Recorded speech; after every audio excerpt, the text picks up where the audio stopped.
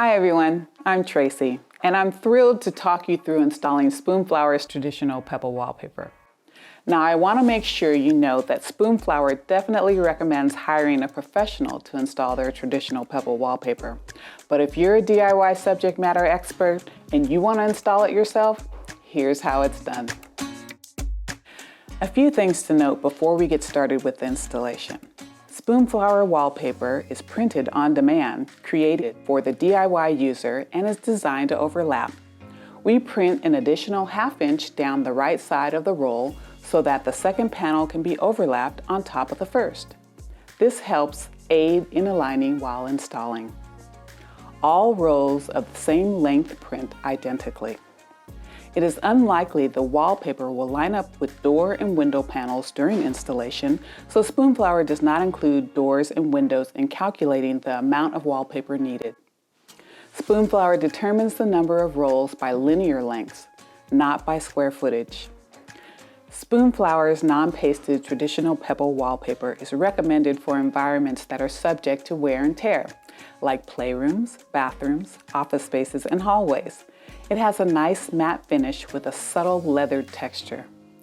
Paste is required for this substrate and it's recommended that a professional install it. That's why we have Linda here with us today. Not only will Linda be installing the wallpaper, she's prepped my textured walls by applying a liner and letting it cure prior to install. Definitely consider ordering a test swatch before placing a full order of Spoonflower's non-pasted traditional pebble wallpaper to ensure you have exactly the design you want for your space. If you are going to paint before installing your wallpaper, please be sure to let the paint cure for a full 4 weeks before installing Spoonflower's non-pasted traditional pebble wallpaper. How to install Spoonflower traditional pebble wallpaper.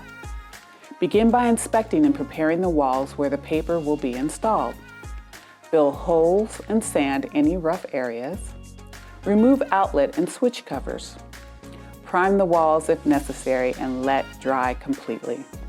Priming will neutralize the existing wall color and help the wallpaper glue adhere.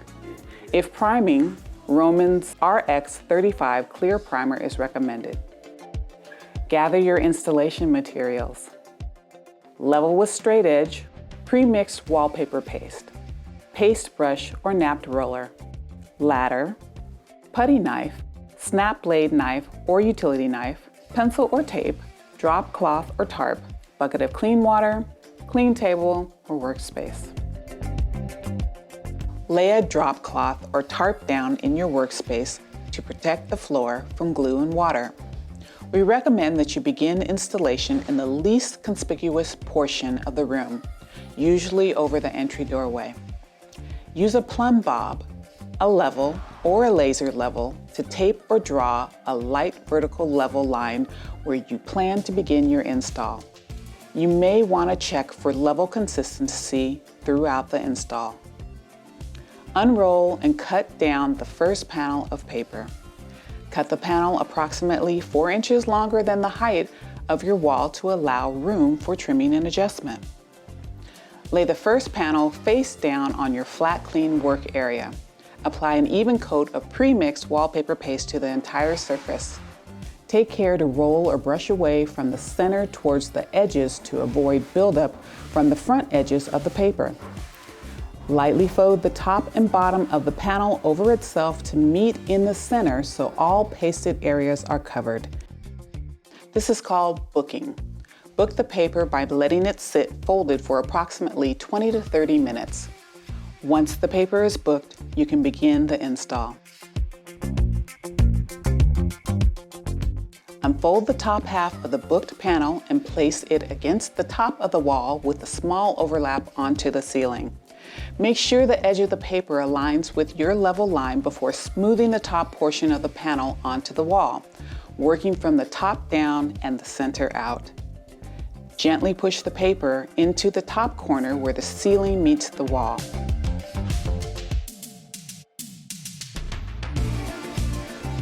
Continue working from the top down, smoothing from the center out to the edges using your wallpaper smoother or smoothing brush to work out air bubbles.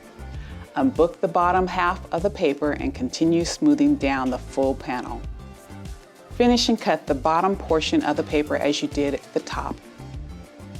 Wipe excess paste away from the panel with clean water and a natural sponge. Dry with a clean cloth. Before cutting the second panel, hold the paper up to the wall to ensure you have enough paper to match the installed panel. Then, following steps above, overlap second panel over first panel by approximately 1/2 inch, taking care to ensure the panel is level and that the pattern repeat aligns correctly.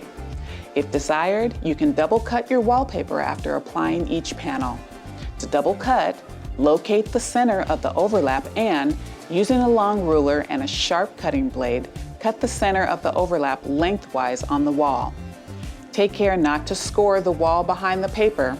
Pull away 1/2 inch excess from both panel edges. Continue until all panels are installed.